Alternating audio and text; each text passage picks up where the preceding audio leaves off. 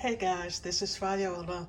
This is Wednesday, August 2nd, and I just want to show you my small harvest of my sweet potatoes. In total, I had 3 containers. This is my first container that I had. This is what I got out of my first container, and some of them are small, but there is one that is jumbo right there.